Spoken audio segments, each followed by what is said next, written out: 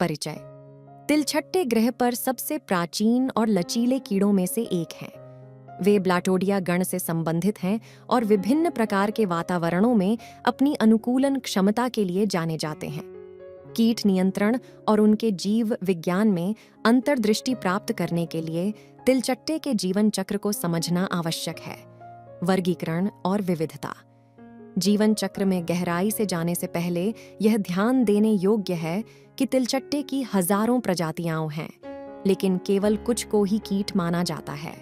कुछ सामान्य कीट प्रजातियों में German cockroach Blattella germanica, American cockroach Periplaneta americana और ओरिएंटल कॉकरोच ब्लैटा ओरिएंटलिस शामिल हैं। इन प्रजातियों का जीवन चक्र आमतौर पर समान होता है, लेकिन अवधि और विशिष्ट व्यवहार में भिन्नता हो सकती है। जीवन चक्र चरण। तिलचट्टे के जीवन चक्र में 3 मुख्य चरण होते हैं: अंडा चरण, निम्न चरण और वयस्क चरण। आइए इनमें से प्रत्येक चरण के बारे में विस्तार से जानें। 1. अंडा चरण। ओथेका मादा कॉकरोच अंडे देने के लिए जिम्मेदार होती हैं। वे ऊथेका नामक एक कैप्सूल का उत्पादन करते हैं जिसमें कई अंडे होते हैं। एक ऊथेका में अंडों की संख्या प्रजातियों के अनुसार अलग अलग होती है, लेकिन यह कुछ दर्जन से लेकर कई 100 तक हो सकती है। ओथेके आमतौर पर भूरे या लाल रंग के होते हैं और इनमें एक सुरक्षात्मक आवरण होता है जो अंडों को पर्यावरणीय कारकों से बचाता है। मादा आमतौर पर ऊथेका को छुपे हुए आश्रय वाले स्थान जैसे दरारों या किसी खाद्य स्रोत के पास जमा करती है। अंडे ओथेका के भीतर विकसित होते हैं और उनके फूटने में लगने वाला समय तापमान, आर्द्रता और प्रजातियों जैसे कारकों पर निर्भर करता है।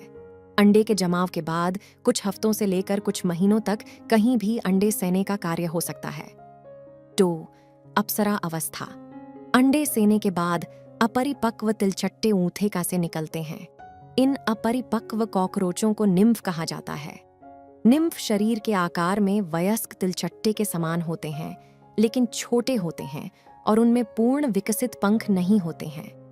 निम्फ इंस्टार की एक श्रृंखला के माध्यम से क्रमिक विकास और वृद्धि से गुजरते हैं।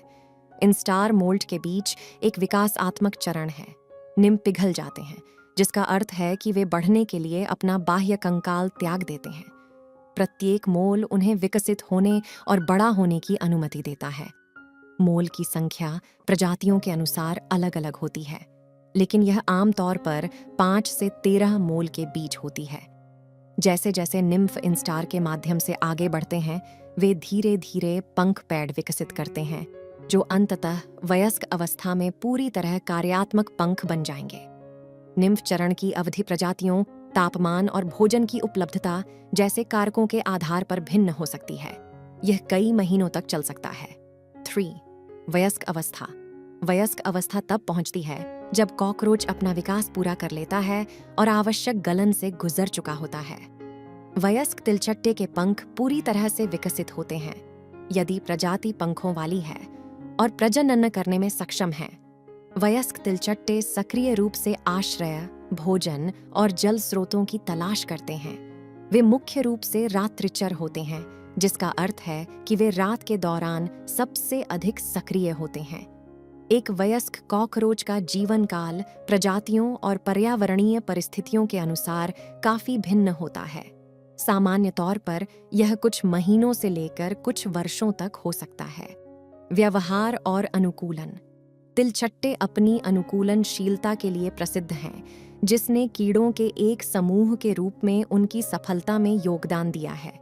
यहाँ कुछ व्यवहारिक और शारीरिक अनुकूलन दिए गए हैं जो उन्हें आगे बढ़ने में मदद करते हैं। रात्रिचर गतिविधि। तिलचट्टे मुख्य रूप से रात में सक्रिय होते हैं, जो उन्हें शिकारियों से बचने और जब मनुष्य कम सक्रिय होते हैं तो भोजन और आश्रय संसाधनों का लाभ उठाने की अनुमति देता है। सर्वाहारी आहार। तिलचट्टे अवसरवादी भक्षक होते हैं और विभिन्न प्रकार के कार्बनिक पदार्थों का उपभोग कर सकते हैं, जिनमें भोजन के अवशेष, सड़ने वाले पदार्थ और यहाँ तक कि कुछ गैर कार्बनिक पदार्थ भी शामिल हैं। यह अनुकूलनीय आहार उनके अस्तित्व में योगदान देता है।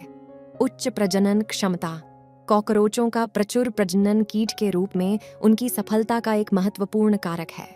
एक अकेली मादा अपने जीवन काल में कई अंडे पैदा कर सकती है, जिनमें से प्रत्येक में कई अंडे होते हैं, जिसके परिणाम स्वरूप जनसंख्या के आकार में तेजी से वृद्धि होती है।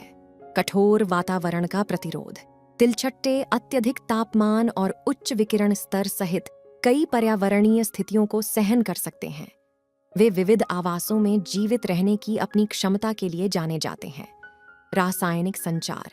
तिलछट्टे एक दूसरे के साथ संवाद करने के लिए रासायनिक संकेतों का उपयोग करते हैं। वे फेरोमोन छोड़ते हैं जो भोजन, पानी और संभावित साथियों की उपस्थिति का संकेत दे सकते हैं। यह रासायनिक संचार उनके सामाजिक संपर्क के लिए महत्वपूर्ण है। कीट का महत्व। कॉकरोच को कई कारणों से कीट माना जाता है। स्वास्थ्य संबंधी चिंताएं। वे बीमारी के वाहक माने जाते हैं क्योंकि वे अपने शरीर पर रोगजनकों को ले जा सकते हैं और भोजन और सतहों को दूषित कर सकते हैं। घरों और व्यावसायिक प्रतिष्ठानों में उनकी उपस्थिति से स्वास्थ्य संबंधी समस्याएं हो सकती हैं। एलर्जी। कॉकरोच की एलर्जी। कुछ व्यक्तियों, विशेषकर अस्थमा से पीड़ित लोगों में एलर्जी प्रतिक्रिया पैदा कर सकती है। कॉकरोच एलर्जी के संपर्क में आने से श्वसन संबंधी समस्याएं बढ़ सकती हैं। खाद्य संदूषण। तिलचट्टे अपने मल, बहेबाह्य कंकाल और लार से भोजन और भोजन तैयार करने वाले क्षेत्रों को दूषित कर सकते हैं। इस संदूषण से खाद्य जनित बीमारियां हो सकती हैं। संपत्ति को नुकसान।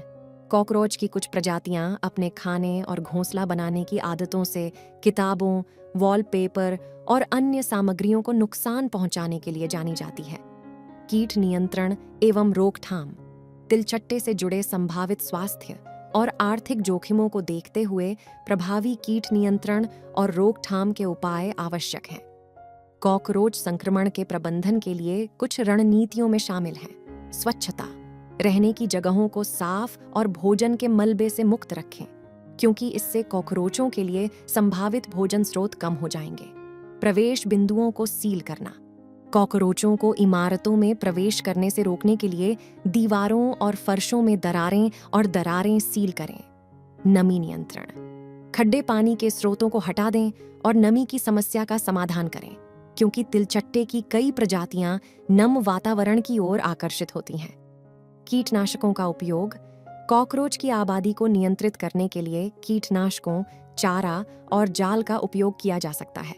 हालांकि इन उत्पादों का सावधानी से उपयोग करना और सुरक्षा दिशा निर्देशों का पालन करना आवश्यक है। व्यावसायिक कीट नियंत्रण सेवाएं।